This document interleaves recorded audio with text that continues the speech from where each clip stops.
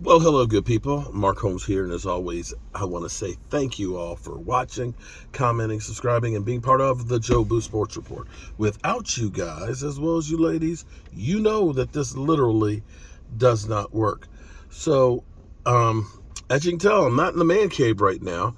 I'm actually picking up my daughter at the airport because I'm picking up my daughter at the airport. Her flight's supposed to be in, I think, at 8:30 or 9 o'clock. I can't remember which, but I'm here waiting for her. Um, the Dallas Cowboys. The Dallas Cowboys. We as fans get all hyped up and, kind of go crazy. This is the NFL silly season where um, a lot of things are spoken, a lot of things are exaggerated, a lot of things are clickbaity to get us to get excited. And it's the 90%, 90-10 rule that I've got. 90% of what we get is bullshit. It is. And there's about 10% truth, and the 10% truth gets turned around all different ways. It's kind of like you can have you ever played this game where you whisper in a person's ear, the rain in Spain falls mainly in the plains, and then that person does it to another person, and it goes around. By the time the story goes all the way around, it's talking about hurricane and flooding in California. I mean, it changes and evolves, and that's what happens this time of year. So we've heard that the Cowboys are working on something big, and they may actually be working on something big. With the Michael Gallup contract restructuring that they've done, that, all of a sudden you look at it and say, okay, they've restructured this contract. That gets another $7 million. We ended up getting $30 million with Dak and Zach Martin's deal. We looked to free up some more capital between, Tyron Smith possibly and Zeke Elliott and so on. So, when you say we've got 21 million, roughly $22 million to work with, that's currently as constructed with bringing back Tyron Smith as well as Zeke Elliott. So, we have money to do things. Having money to do things and desire to do things are two different things. And I think, from what I'm hearing, that the Cowboys do want to do some things, but of course, wanting to do and doing are two different things. Here's at least the good thing that I'll say. As I'm sitting here driving to the airport, one of the things I love doing is driving, because when I'm driving, I don't usually listen to the radio too much unless it's sports talk radio, stuff like that. But it's a chance for me to just be alone with my thoughts, And it's one of those things where my nickname, forgive my language, from my buddy Alex Lucas. Alex is about 87 years old, and he was like my Yoda, okay? He taught me everything about being a contractor and stuff. And it was great learning from him. But we used to call me FF, fuck up fixer. He would always say, if it's fucked up, Mark can fix it.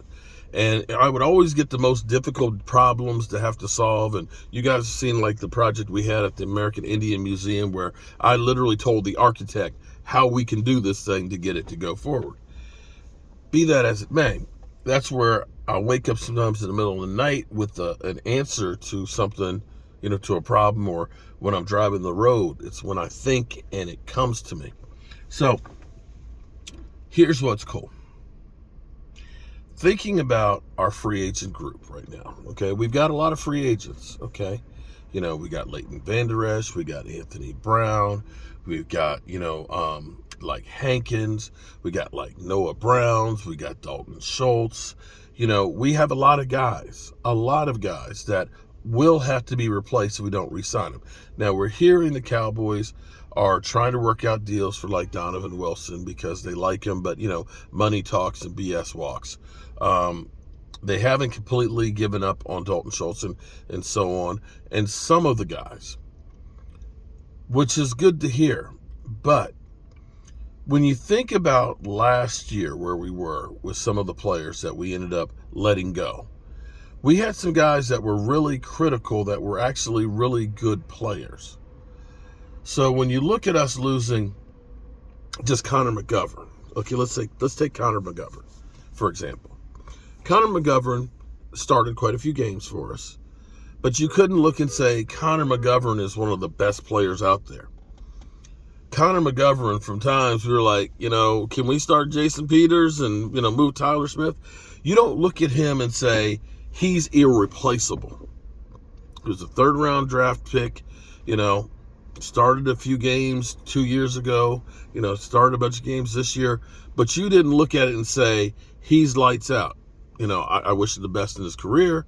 I don't know that $23 million for 3 years is the number that you really want to be at for him. But hey, what do I know? I'm a guy with a day job and a voodoo doll. And as opposed to losing an Amari Cooper, losing Amari Cooper was huge. Amari Cooper is still one of the better wide receivers in football. We replaced him basically with Noah Brown.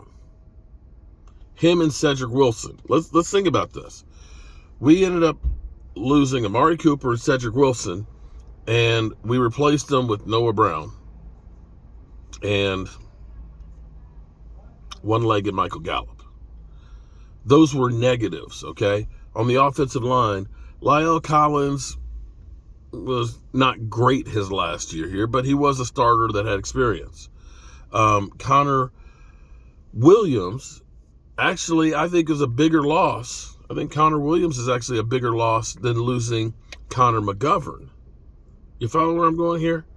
That you look at it and say, okay, these losses aren't huge. Dalton Schultz has made a lot of good catches. Dalton Schultz has also made a lot of drops. Dalton Schultz isn't the best of blockers. I don't know that Dalton Schultz is irreplaceable.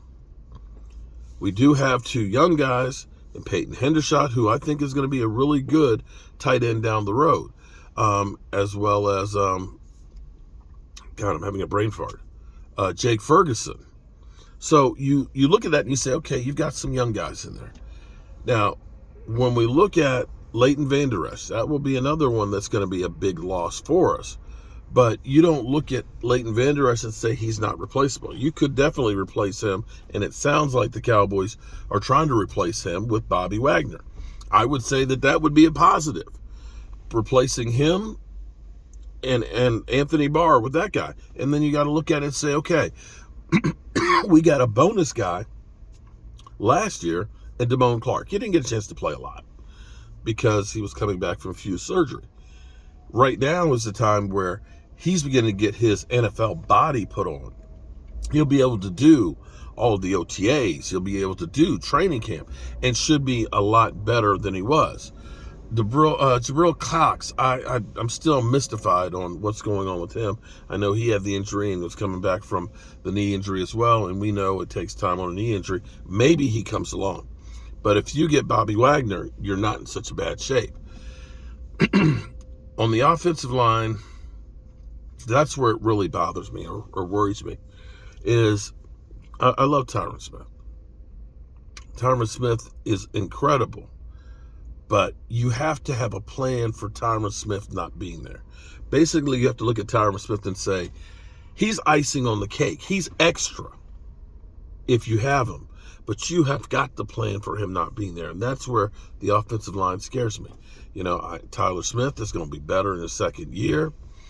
If Terrence Steele is really going to be healthy to start the season, you're okay at your tackles. We've had a problem for left guard for a while now, and you would want to be able to do better. If it's going to be that Tyron Smith starting at left and we're moving Tyler Smith to guard, okay, you're still really good there. And when Tyron Smith goes down, you have to do a little musical chairs. My point on all this is the guys that you really worry the most about losing and having to replace, because most of the guys are more role ones. I'm not so worried about losing Noah Brown, and Noah Brown will probably be back because he's going to be inexpensive. Dalton Schultz is one that you kind of look at, but you could draft another tight end early in the draft. You brought back Tony Pollard.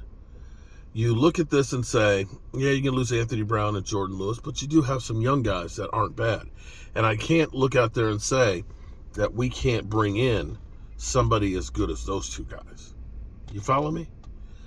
And if you do end up bringing in a Bobby Wagner, let's say, and let's say you do go out and you get yourself a good receiver, a DeAndre Hopkins, or maybe it's a Jerry Jeudy. We know that Denver has been talking to people about Jerry Jeudy, and I think right now what's happening with the Cowboys is they're doing their due diligence. Okay, they don't want to just jump in and do something without really and truly doing their homework. That's at least my thoughts right now. And I look at this and say, quite frankly, we may be in better shape this offseason than we were last offseason. We have holes. I still want to take care of my defensive line. I still want the big man in the middle. We got to get the linebacker squared away. Another cornerback would be great. But if we take care of the defensive line, you have some guys that you can work with if you bring back Donovan Wilson. And you get wide receiver, you still have the draft to go ahead and address some of these other things. And the Cowboys are good at finding role players that are inexpensive. So that's where I feel right now. Alrighty. Well, I see I got a da-da-dunt, damn Gina. So let me check that out and see what we got. Peace.